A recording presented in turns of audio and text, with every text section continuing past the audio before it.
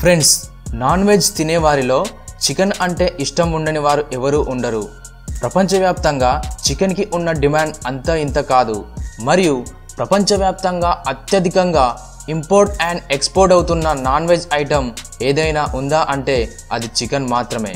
చికెన్ని మన ఇళ్లలో పెంచడంలా కాకుండా పెద్ద పెద్ద ఫ్యాక్టరీలలో ఆర్టిఫిషియల్గా చాలా ఫాస్ట్గా పెంచి మాంసాన్ని ఎక్స్పోర్ట్ చేస్తూ ఉంటారు. ఈ చికెన్ తయారీలో ఎంత అత్యధిక టెక్నాలజీని ఉపయోగిస్తారో తెలిస్తే ఖచ్చితంగా ఆశ్చర్యపోతారు. పెద్ద పెద్ద ఫ్యాక్టరీలలో చికెన్ని కోడిగుడ్ల దగ్గర నుండి వాటి మాంసాన్ని ఎలా కట్ చేసి ఎక్స్పోర్ట్ చేస్తారు అనేది ఈ వీడియోలో పూర్తిగా తెలుసుకుందాం. So let's get in to the video.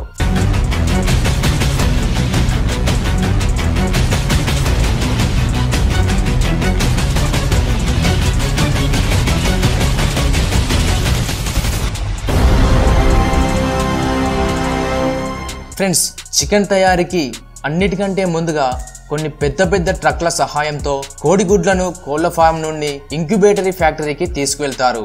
ఈ ఇంక్యుబేటరీ ఫ్యాక్టరీలో నార్మల్ కోడిగుడ్లను కోడి పిల్లలుగా మారుస్తారు. ఎలా అనేది ఇప్పుడు చూద్దాం. ఈ ఇంక్యుబేటరీలో కోడిగుడ్లనన్నిటినీ సుమారుగా 18 రోజుల పాటు ఉంచుతారు. ఈ ఒక్కొక్క ఇంక్యుబేటరీలో సుమారుగా 9,000 నుండి 10,000 గుడ్ల వరకు ఉంచుతారు. ఈ ఇంక్యుబేటరీలో గుడ్లు అన్ని కోడి పిల్లలుగా మారడానికి కావలసిన టెంపరేచర్ అంటే 100.5 డిగ్రీల ఫారెన్హీట్ వేడిని సృష్టిస్తారు. అలాగే వీటికి 50 నుండి 55 వరకు తేమ ఉండేలా చేస్తారు. ఇంక్యుబేటరీలో 18 రోజుల పాటు గుడ్లన్నిటినీ ఉంచిన తర్వాత ఈ గుడ్లన్నిటినీ ఒక అత్యాధునిక మిషన్ ద్వారా స్కానింగ్ చేస్తారు. ఇలా గుడ్లన్నిటినీ స్కానింగ్ చేయడానికి ముఖ్య ఉద్దేశం ఏంటంటే ఈ స్కానింగ్ లో ఏ గుడ్లు కోడి పిల్లలుగా మారుతాయో, ఏ గుడ్లు కోడి పిల్లలుగా మారడానికి పనికిరావో తెలుసుకోవడానికి. పనికిరాని గుడ్లు అనేవి బ్లూ కలర్ ఇండికేటర్ ద్వారా గుర్తిస్తారు. అలాగే పనికి వచ్చే గుడ్లన్నిటిని గ్రీన్ కలర్ ఇండికేటర్ ద్వారా గుర్తిస్తారు. ఇప్పుడు ఒక అత్యాధునిక రోబోటిక్ సహాయంతో పనికొచ్చే గుడ్లన్నిటిని వేరే ట్రేస్లలోకి మార్చుతారు. తరువాత ఇలా మార్చిన గుడ్లన్నిటిని ఒక అడ్వాన్స్డ్ మిషన్ సహాయంతో కొన్ని ఆర్గానిక్ వ్యాక్సిన్స్ ని ఇంజెక్ట్ చేస్తారు. కోడి పిల్లలు అన్ని ఆరోగ్యంగా బయటికి రావడానికి ఈ వ్యాక్సిన్స్ ని ఇంజెక్ట్ చేస్తారు.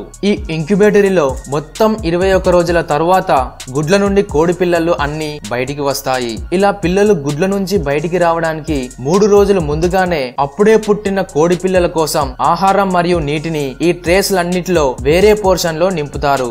ఇలా అప్పుడే పుట్టిన కోడి పిల్లలు 3 రోజుల పాటు పుష్టిగా ఆహారాన్ని తీసుకుంటాయి. ఇలా 3 రోజుల పాటు ఆహారాన్ని తీసుకున్న తర్వాత కోడి పిల్లలన్నిటినీ ఒక కన్వేయర్ బెల్ట్ సహాయంతో చెకింగ్ సెక్షన్ కి పంపిస్తారు.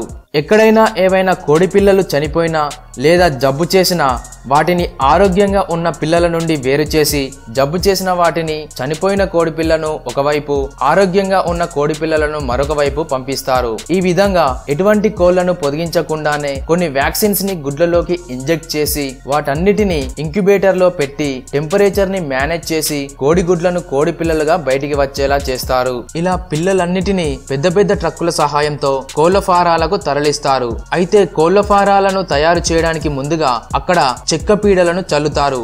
ఈ చెక్క పీడలను ఎందుకు చల్లుతారంటే కోళ్ల నుండి వచ్చే వ్యర్థాలను ఈ చెక్క పీడలు బాగా అబ్జర్వ్ చేసి వాటిని హెల్దీగా మరియు ఫ్రీగా ఉంచడం కోసమే. ఈ చెక్క పీడలను ఫార్మ్స్ మొత్తం చల్లిన తరువాత ట్రక్లలో ఉన్న పిల్లలన్నిటినీ ఫార్మ్స్ లోకి వదులుతారు. కోళ్ల ఫార్మ్స్ లో ఉన్న కోడి పిల్లలన్నీ బాగా ఆరోగ్యంగా పుష్టిగా తయారవడం కోసం వాటికి ముఖ్యంగా సోయాబీన్స్ ని ఆహారంగా ఇస్తారు. సోయాబీన్స్ ని జొన్నలతో కలిపి వాటిని ఒక పౌడర్ లాగా చేసి కోళ్లకు ఆహారంగా పెడతారు. ఈ కోడి పిల్లలన్నిటికీ ఆహారం పెట్టడం కోసం మరియు నీటిని త్రాగించడం కోసం కొన్ని అడ్వాన్స్డ్ మిషన్స్ ని ఉపయోగిస్తారు.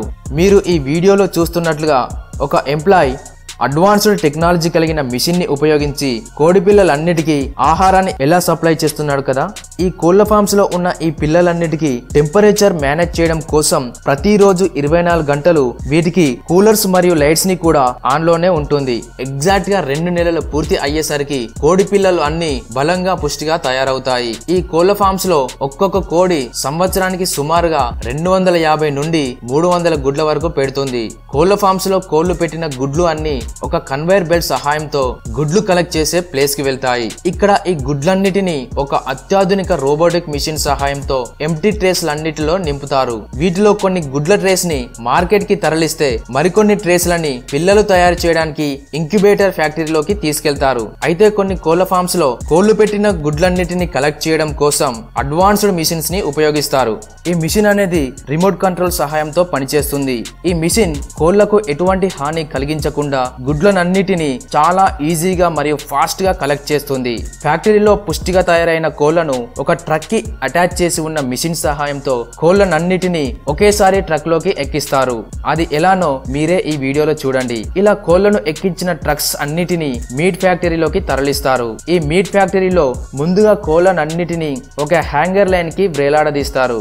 ఈ హ్యాంగర్ లైన్ కి వేలాడదీసిన కోళ్లన్నిటిని వేడి నీటిలో బాగా వేడి చేస్తారు. బాగా వేడి చేసిన తర్వాత ఈ హ్యాంగర్ లైన్ కి వేలాడదీసిన కోళ్ల యొక్క ఈకలన్నిటిని ఒక ఆటోమేటిక్ మిషన్ ద్వారా పూర్తిగా తొలగిస్తారు. ఇప్పుడు ఒక రొటేటరీ మిషన్ సహాయంతో వీటి కాళ్లను కట్ చేస్తారు. తరువాత ఒక హ్యాంగర్ సహాయంతో కోళ్ల యొక్క కాళ్లనన్నిటిని టబ్స్ లోకి పడేలా చేస్తారు. కాళ్ళు తొలగించిన తరువాత మిగిలిన చికెన్ ని కన్వేర్ బెల్ట్ ద్వారా చికెన్ లో ఉన్న వేస్టేజ్ అంతటిని తీసివేసి వేరే పోర్షన్ లోకి పంపిస్తారు. అక్కడ కంపెనీలో పనిచేసే ఎంప్లాయీస్ కోడిలో ఉన్న వేస్టేజ్ తీయడానికి ఒక హ్యాంగర్ కి వీటన్నిటిని వేలాడదీస్తారు. కంపెనీలో పనిచేసే ఎంప్లాయీస్ ప్రతి కోడిలో ఉన్న అన్ని పార్ట్స్ ని బయటికి తీస్తారు.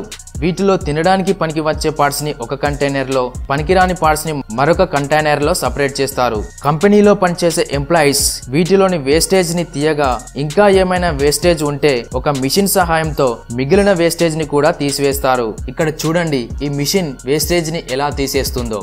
వీటిలో ఉన్న వేస్టేజ్ మొత్తాన్ని పూర్తిగా తీసివేసిన తర్వాత ఇది హ్యాంగర్ కి వేలాడుతున్న సమయంలోనే వీటిని వాటర్ తో క్లీన్ చేస్తారు. ఒకసారి వాటర్ తో క్లీన్ చేసిన తరువాత వీటిని మళ్ళీ వేడి నీటిలో వేడి చేసి మరోసారి శుభ్రం చేస్తారు.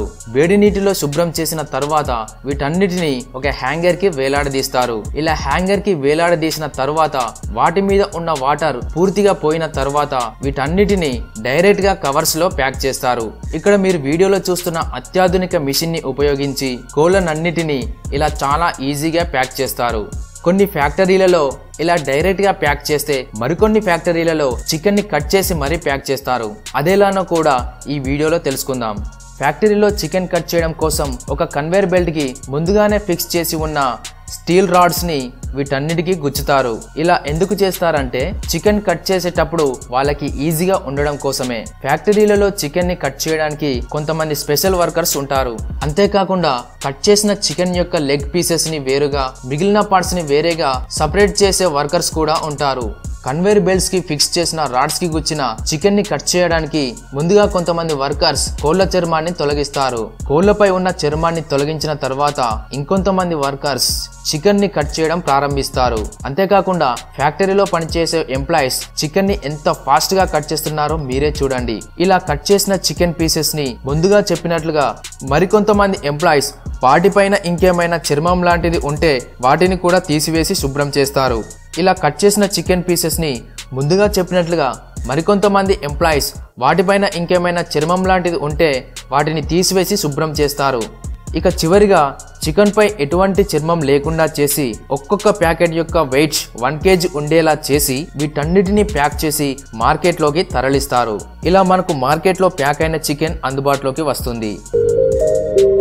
ఫ్రెండ్స్, ఈ భూమిపైన మనం ఇంతవరకు చూడని అద్భుతమైన జీవులు ఎన్నో నివసిస్తున్నాయి. ఇప్పటి వరకు చాలా తక్కువ జీవులను చూసి ఉన్నాం. మనం ఇంతవరకు చూడని ఇలాంటి అరుదైన జీవుల గురించి ఒక స్పెషల్ వీడియోని మీకోసం తయారు చేశాం.